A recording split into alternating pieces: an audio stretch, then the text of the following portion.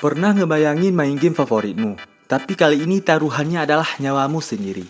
Selamat datang di dunia Betum, di mana fantasi gamer berubah jadi mimpi buruk. Bayangin, kamu yang awalnya cuma duduk santai di depan komputer, main game sambil ngemil, tiba-tiba harus bertahan hidup di pulau asing, melawan orang-orang asing dan dengan bom asli.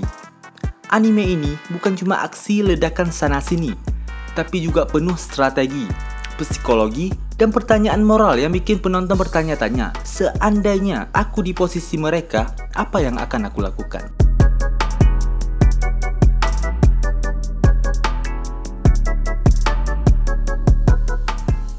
Ryuta Sakamoto adalah seorang NEET alias pengangguran yang hidup bareng ibunya dan hanya menghabiskan waktu main game.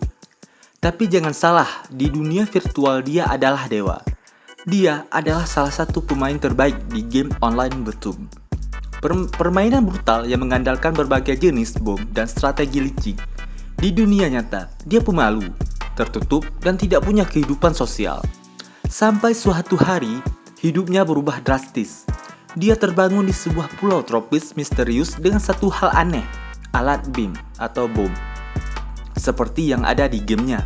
Awalnya dia panik, tapi insting gamernya menyelamatkan nyawa. Dia mulai menyadari ini bukan game, ini nyata, dan kalau dia lengah, dia akan mati.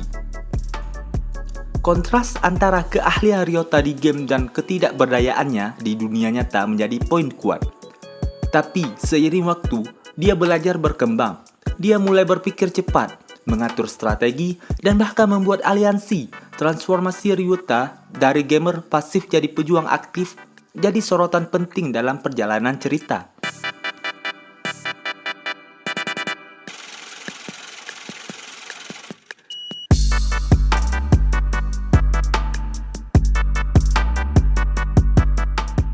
Bayangin, kamu dijatuhkan ke pulau tanpa sinyal, tanpa informasi, dan tahu-tahu disuruh main game yang kamu kenal.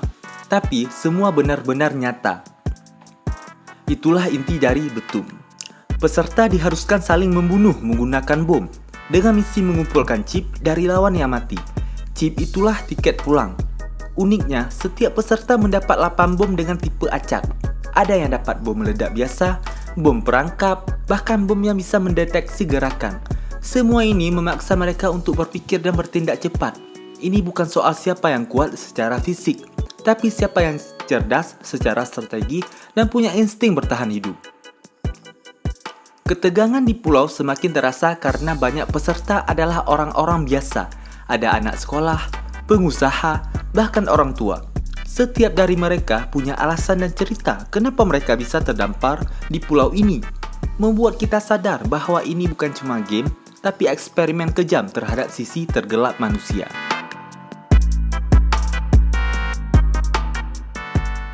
Di tengah kekacauan, Ryuta bertemu Himiko, gadis cantik dengan tatapan waspada dan trauma mendalam. Awalnya, Himiko tidak percaya siapapun, terutama laki-laki, karena masa lalunya yang kelam. Tapi ternyata, dia adalah teman satukan Ryota dalam game Betum. Pertemuan mereka enggak langsung akrab. Himiko sempat menodong Ryuta dan berusaha kabur. Tapi Ryuta yang mengenali ID-nya berusaha meyakinkannya. Perlahan-lahan, tembok di hati Himiko runtuh. Mereka mulai saling berbagi makanan, strategi, dan kepercayaan. Kedekatan mereka jadi titik hangat di tengah dunia yang kejam dan penuh ledakan.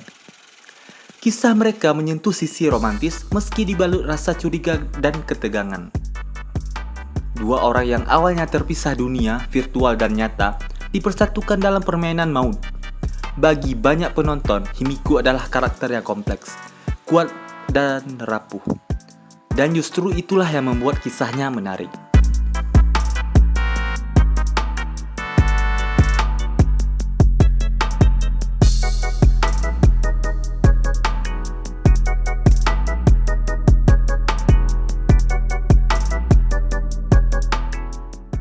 Misteri di balik permainan. Siapa yang mengatur semua ini? Salah satu misteri terbesar dari anime ini adalah siapa dalang di balik permainan ini. Dan kenapa orang-orang seperti Ryuta dan Himiko bisa jadi peserta? Jawabannya mengejutkan. Ternyata peserta dikirim ke pulau ini lewat sistem nominasi, siapapun bisa mendaftar. orang lain untuk dikirim hanya dengan mengisi formulir dan menjelaskan alasannya. Alasan pengiriman peserta beragam dari dendam pribadi, rasa iri, sampai keinginan menyingkirkan seseorang yang dianggap mengganggu. Bahkan, Ryuta dikirim oleh orang terdekatnya. Ini menambah elemen psikologis bahwa bahaya bukan cuma di pulau, tapi juga di dunia nyata. Organisasi di balik game ini tetap misterius, tapi mereka jelas punya kekuatan besar, mampu menyembunyikan keberadaan puluhan orang dan memantau mereka 24 jam.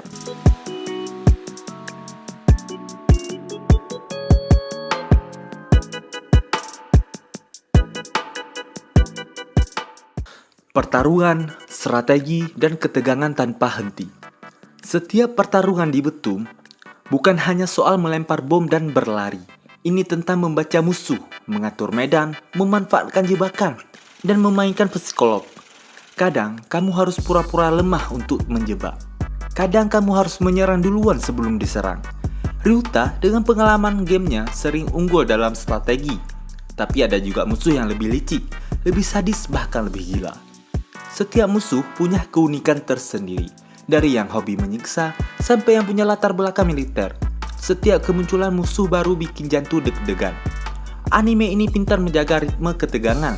Kita nggak pernah tahu siapa yang selamat, siapa yang mati, dan bagaimana semuanya bisa berubah hanya dalam satu lemparan bom.